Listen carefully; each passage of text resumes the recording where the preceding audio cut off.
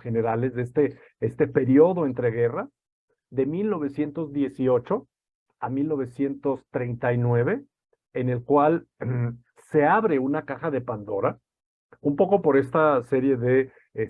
planteamientos que les decía de,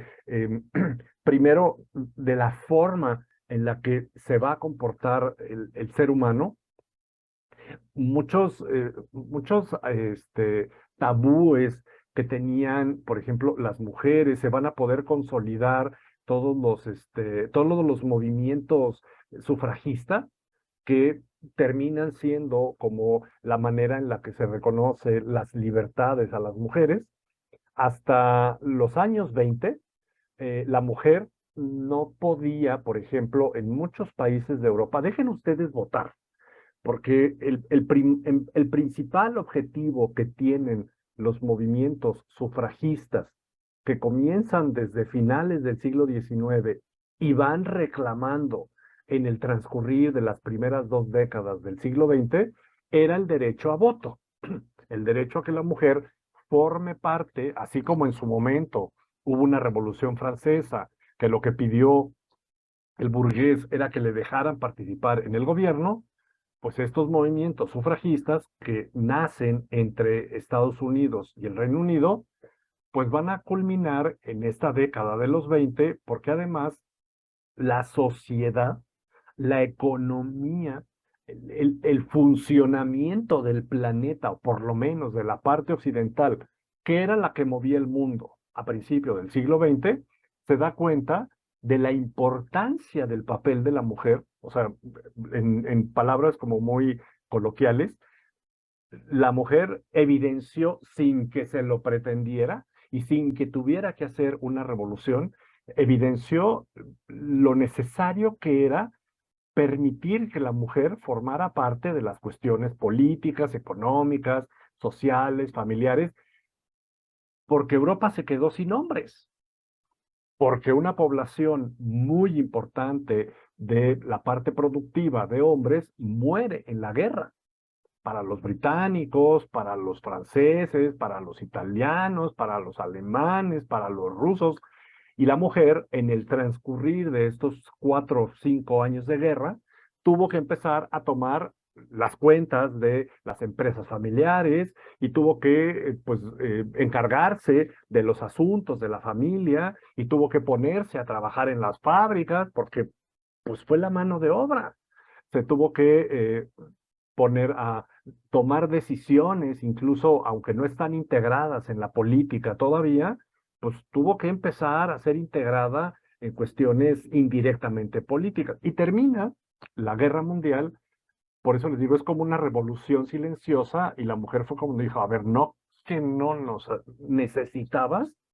O sea, ahora sí que un día, aquí aplicaría un día sin hombres y se dieron cuenta de la importancia que tenía la mujer y empiezan a permitirse y paulatinamente se irán haciendo las victorias sufragistas, pero al mismo tiempo se les van a ir reconociendo derechos. Luego vendrá una etapa más adelante en el siglo XX, cuando viene toda esta cuestión de la revolución de los sexos y la liberación femenina, pero de alguna forma empieza a desarrollarse en los años 20 y entonces toma un papel mucho más libre la mujer y en algunos casos mucho más libertino, ya ahí sí aplicado, y por eso se viven esos excesos. Miren, el, el centro, el centro, o sea, el lugar en donde se vive en los niveles de más perdición moral, era en Berlín, en el Berlín de los años 20 y de los años 30, del principio de los años 30. La película de Cabaret, que probablemente la tengan ustedes en su referencia de películas, es una película que muestra un cabaret, porque también es la época de los cabarets, y la película, miren que nos muestra diferentes personajes con pues posturas muy, pues muy rebeldes y muy liberales y libertinas. Y la película es comparado con lo que se va a vivir en esos años 20, es fresa. O sea, es fresa porque es una película que en los años en los que se presenta, allá como por los 70, pues incluso no tiene, para que pueda ser una película comercial, pues no se puede mostrar abiertamente toda esta serie de libertinaje que se va a vivir en la Europa de los años 20. Por eso son locos, y a eso me refiero. Se abre una caja de Pandora en la manera en la que se comporta la sociedad, pero también esa caja de Pandora abre resentimientos. Tú me dijiste y tú le dijiste y empiezan de alguna manera a culparse unos contra otros, revanchas. El, el espíritu del cual se va a valer Hitler para, para provocar este estado de, de,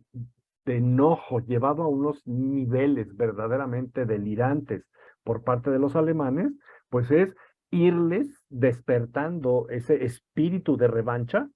y pues ya ven a lo que va a llevar en la Segunda Guerra Mundial fuertes ideologías, como es la del fascismo, pero porque además, y voy a ser muy rápido y lo retomo ahorita un poco más adelante, el fascismo es un planteamiento político, social y económico en el cual el Estado, el Estado, o sea, el gobierno, es el que se vuelve el que controla, evidentemente, la parte política, pero también controla la parte económica. Un fascismo no tiene una pretensión de apropiarse de los bienes, como sí lo está haciendo el comunismo, porque el comunismo también va a vivir una época de crecimiento y de consolidación de la supuesta victoria del comunismo en la Rusia soviética, pero para ello se valió de, pues, abolir por completo la propiedad privada, cosa que a los europeos pues les era muy temeroso ese planteamiento que se había pues de alguna manera consolidado conforme fue transcurriendo en la URSS, la década de los 20, y ya para cuando se llega a 1930 el crecimiento de la economía soviética había sido exponencial. Eran las épocas, y aquí los pongo, eran las épocas de Stalin. Y mientras no se dio el crack del 29, en donde todos los planteamientos de una economía liberal no se cuestionaban, cuando viene el crack de 1929, y entonces se da cuenta, pues, la política de que un Estado no puede ser tan permisivo, y no puede dejar que la gente gaste el dinero como se le ocurra, que fue lo que pasó con los bancos norteamericanos. O sea, nadie controló el que se empiezan a vender una serie de dineros especulativos y el Estado ni pone las manos, y cuando se dan cuenta, ese dinero que se había vendido y en el cual se había especulado para las acciones y para los fondos bancarios, pues se dan cuenta que no lo tiene el Estado norteamericano, y cae la economía gringa, pero pues ya conocemos lo que pasa con la crisis de 1929, y entonces allí es donde estos planteamientos fascistas empiezan a tomar cada vez más credibilidad, porque entonces se vuelve un Estado protector que no quita los bienes, pero que sí dice lo que se tiene que hacer. Y un poco lo que siempre he comentado en estos fascismos es, y que es una de las características más importantes del periodo entre guerras, es el empoderamiento de los estados fascistas. Fascistas era un tipo de espada, es un planteamiento político, económico y social que es desarrollado en Italia por Mussolini. Se llama fascismo porque los soldados romanos, está tomando una reminiscencia de la época romana, traían una especie como de, como de macana, pero era una macana hecha con muchos palos, y entonces estaba formada y se convertía en un arma de ataque y luego traía incluso una especie de hacha. De hecho, por ahí sí, si lo buscan en la Google, le ponen las fases romanas. Entonces, uno de los argumentos para lo que se empieza a usar el fascismo, que es de origen una palabra italiana, es porque la unión de muchas partes hace una herramienta muy poderosa y era un poco lo que planteaba el fascismo y viene de las fases, o sea, la unión de muchas partes, pero de donde toman el nombre los Mussolini, que es como el ideólogo de este planteamiento, es de esa parte de las fases romanas. Pero entonces continuó y Hitler, que lo tenemos por acá, Hitler conoce ese planteamiento, es que es un planteamiento que si únicamente lo vemos con las variables políticas, sociales y económicas, teniendo en contrapunto un capitalismo que está fracasado en 1929, porque la crisis del 29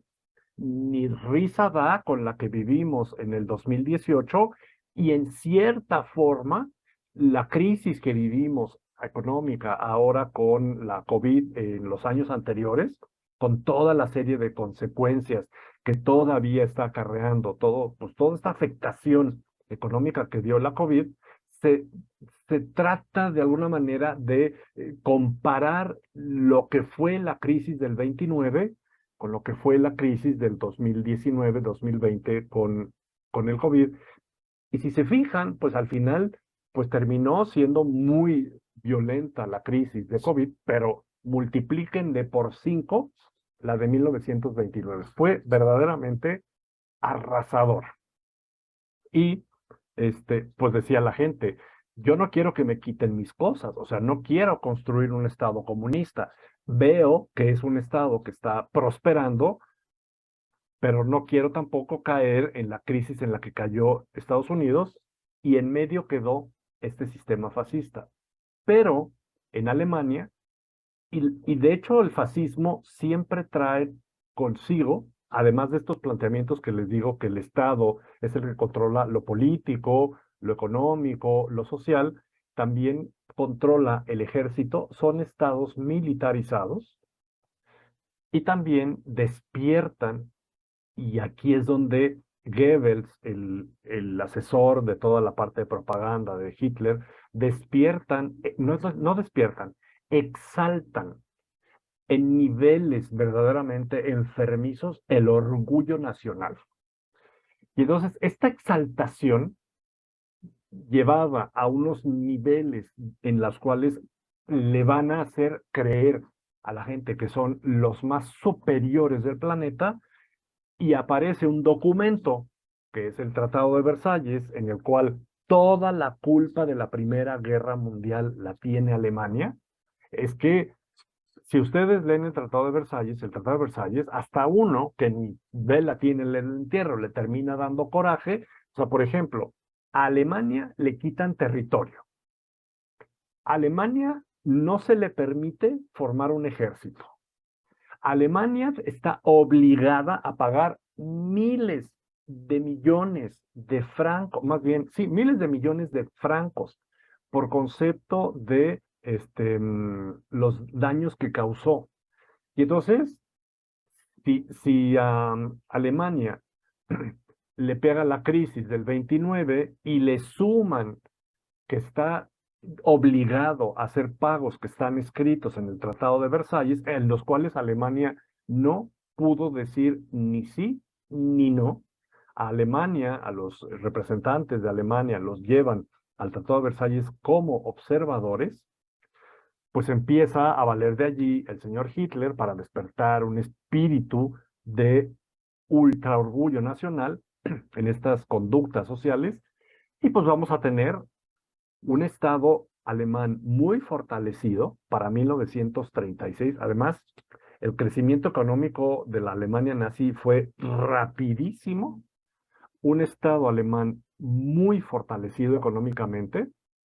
con una credibilidad en un porcentaje muy fuerte para la manera en la que estaba gobernando Hitler. No todos los alemanes creían en Hitler,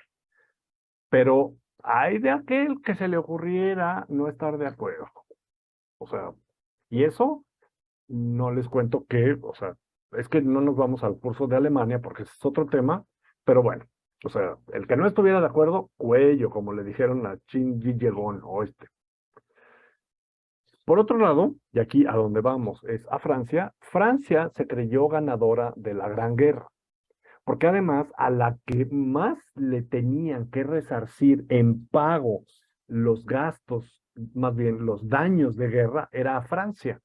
Y entonces Francia se empodera, es la ofendida, y toma también una postura de ofendida y de no me digas eso porque tú me hiciste tal cosa. Se siente la ganadora de la guerra, no se declara ganadora nadie, pero sí se declara culpable Alemania. O sea, termina siendo como un poco obvio quién termina ganando. O sea, en resumen, terminan ganando así en orden, un poco como en primer lugar, segundo lugar, tercer lugar, los británicos, los norteamericanos y los franceses. Porque si para algo sirvió la Primera Guerra Mundial, entre muchas cuestiones que tienen que ver con el desarrollo de la tecnología, el reconocimiento del papel de la mujer en la sociedad, la desaparición de los imperios europeos, es para evidenciar al mundo el crecimiento que había tenido Estados Unidos y el nivel que tenía ya de potencia en 1918, cuando acaba la Primera Guerra Mundial. Y a partir de ese momento, Estados Unidos ya entra en la lista de las 5 grandes potencias del mundo. O sea, y no va a salir hasta, no ha salido hasta nuestros días. O sea, sí, de alguna manera, ya era una economía en potencia de convertirse en uno de los grandes protagonistas del mundo antes de la Primera Guerra Mundial, pero la Primera Guerra Mundial lo evidencia como tal. Y es tan determinante ya Estados Unidos que por eso, cuando viene el crack del 29, se lleva de corbata a toda Europa. Bueno, pero los pondríamos así, los ganadores, el Reino Unido, Estados Unidos, Francia. Y pues Francia se cree la ganadora por obvias razones. Las obvias razones es porque la guerra ocurrió en su territorio y por ello se sintió con el derecho de imponer castigos. Y como dicen también coloquialmente, se engalla. Ahora sí que haciendo referencia a la Galia francesa y al gallo francés, se engalla y se pone muy sabrosita, que también se puede decir así. Y evidentemente, digo, al principio, los alemanes, cuando estamos en 1920, pues el alemán un poco queda como en esta postura en la cual, pues, eres juzgado como el culpable y pues vas a vivir una década de los 20 con una sensación de, pero ¿por qué yo soy el culpable? Dice el alemán, si a mí fue el emperador, aquel Guillermo II que vimos, el que me empujó a la guerra. En ese sentimiento de por qué soy el culpable es en donde tanto Goebbels como Hitler van a hacer lo que quieren con el sentimiento de los alemanes. Bueno, los imperios coloniales, Reino Unido y Francia, debían mostrar su hegemonía porque de hecho los imperios coloniales del Reino Unido y Francia no solo cayeron, sino que además crecieron, porque además de que se repartieron los territorios que perdió el Imperio Otomano, porque el Imperio Otomano estaba del lado de los perdedores, además se repartieron los de África, de Alemania. Y entonces termina creciendo la expansión territorial colonial de los británicos y de los franceses, y se establece pues allí esa relación y ese binomio entre los franceses y perdón, entre los franceses y los británicos. Debían mostrar su hegemonía. Estados Unidos, ya lo comenté hace un momento, ya está considerada una potencia, Y miren, nadie le hizo caso a Japón. Mientras se dieron con todo en la Primera Guerra Mundial, los japoneses dijeron, nadie voltea para acá, nadie me está viendo, porque pues evidentemente todo el mundo estaba concentrado allá en Europa, y Japón entra en China, ahora sí que les hace el calzón chino a los chinos, les da unas revolcadas porque hay una invasión a China por parte de Japón, ya luego vendrá todo este momento de la reintervención de las potencias occidentales para recuperar China, pero por lo pronto Japón ya había comenzado este proceso de expansión que luego va a llevar a que Japón también se convierta en uno de los grandes contendientes de la Segunda Guerra Mundial en la parte del Pacífico, pero también ese es otro momento. Pero Japón crecía aceleradamente y todos desestimaron el nuevo estado de la URSS porque la verdad es que de la Primera Guerra Mundial, como les decía, el estado bolchevique entró en una guerra civil que va a perdurar hasta 1922 y la URSS como tal nace hasta 1922. Y entonces, ¿por qué digo que lo desestimaron? Porque dijeron, uy, pues ese país está muerto, o sea, de aquí a que se recupere, y miren, aparece Stalin y lo recuperó en menos de los que se los cuento, y para 1935 era otra gran potencia, la URSS. Bueno.